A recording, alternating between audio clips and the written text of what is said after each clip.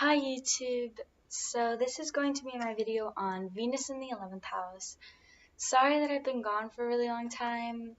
I just posted last night Venus in the 8th, but it has just been really hectic.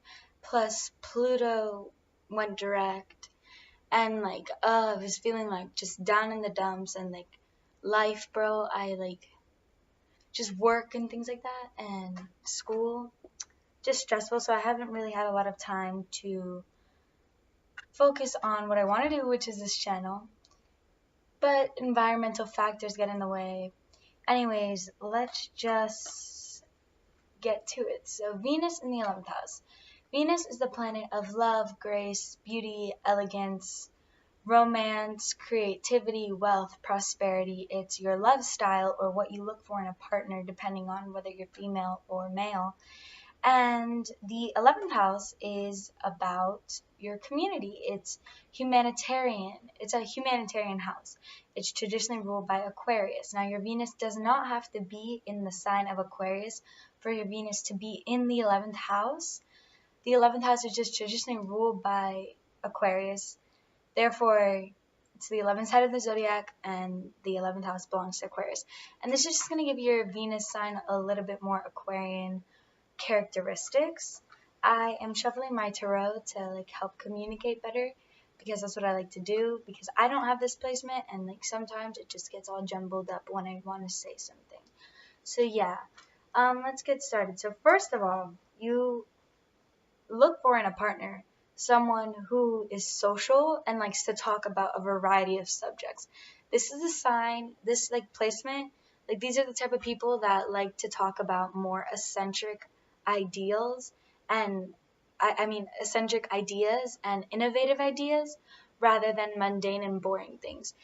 Because Gemini and Libra placements, this is Aquarius. Gemini and Libra placements can talk about very superficial subjects, whereas Aquarius is more of the type of person to think outside of the box, and they love partners that do that with them, or just partners that look different than the usual.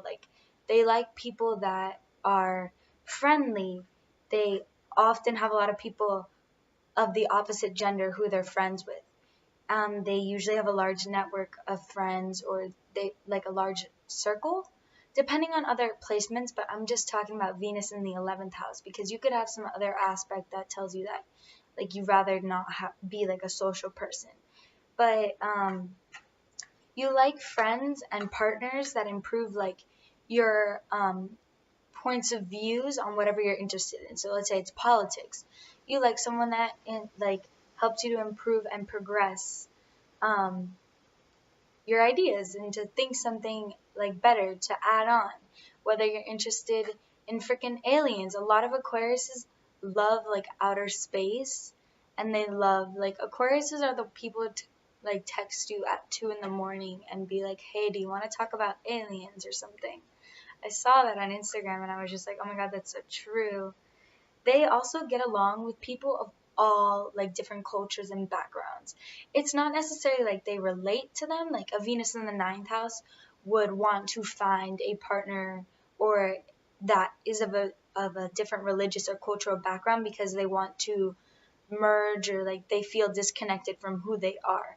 No, usually a Venus in the 11th house knows who they are and knows their ideas and knows their beliefs and knows what they want, but they accept anybody. You know what I mean? They're not usually someone who's very oh no, I won't hang out with them because they're a certain ethnicity. I won't hang out with them because they're Jewish and I'm Catholic. No, these aren't that people. They like to understand others and where they come from and accept it and have a lot of different friends and families from those places. And, they could marry a foreigner and things.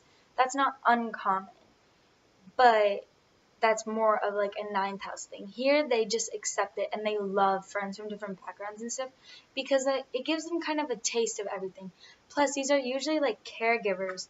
They like to not in an emotional sense care for you, Like, don't come running to them with all your emotional problems, because these are definitely the people that rather have an intellectual conversation rather than an emotional sappy one.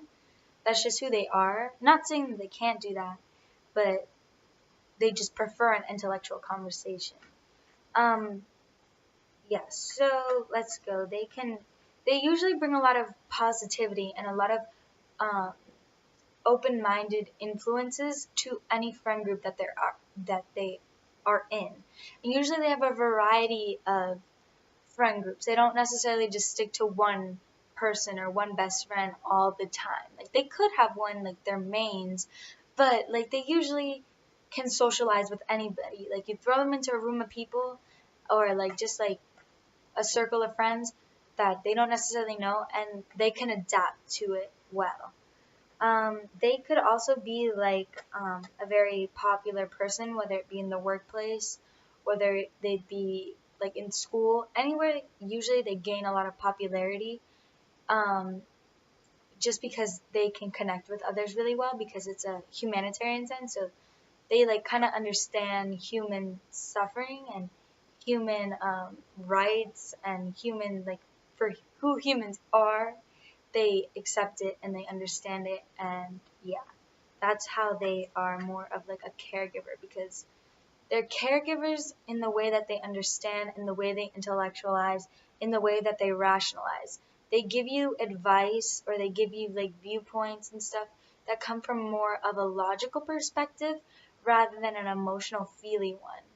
And they will like do any practical sense of helping that they can. A lot of times they can actually be like really flighty, um, and like off doing their own thing.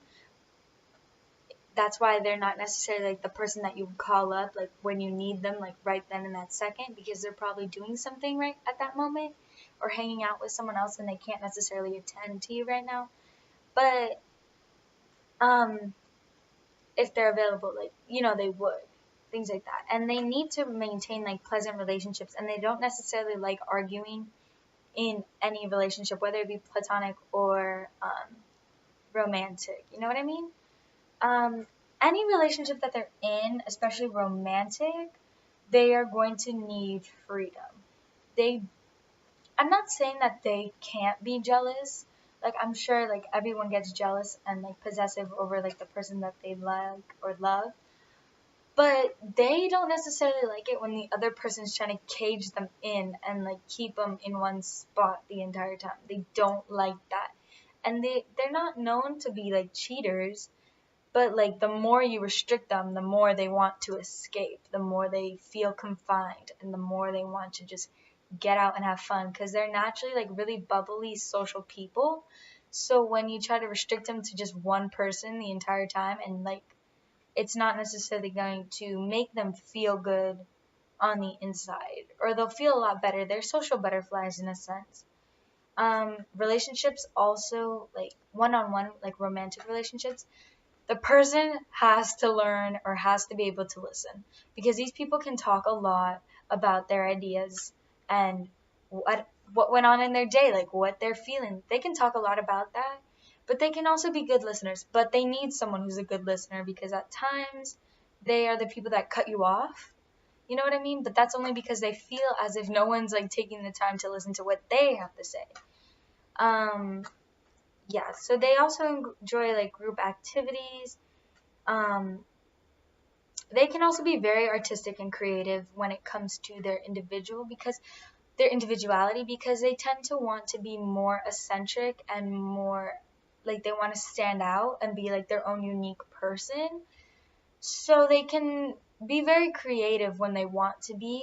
It's not like a creativity that stems necessarily from like emotional things, like whereas like a Pisces or a Scorpio, Cancer, you know what I mean?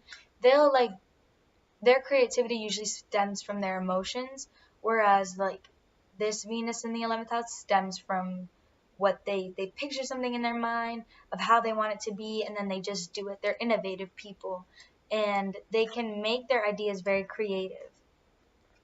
Um, yeah, so intellectual freedom is also very important in relationships. The ability to talk with a person for hours and hours without getting into an argument without having like, no, it's only this way. Like, you know what I mean? Having freedom to roam around in conversations and not hit any soft spots. These are usually the type of people that just want to like talk and not necessarily have biased opinions, or like they will have that, but like they don't want someone who gets really defensive really quickly about their opinion. You know? Yeah. They just want to like understand your point of view, you understand their point of view, you guys think of things, you guys like they have some freedom to go do what they want to do. There has to be trust and able for it to have some freedom.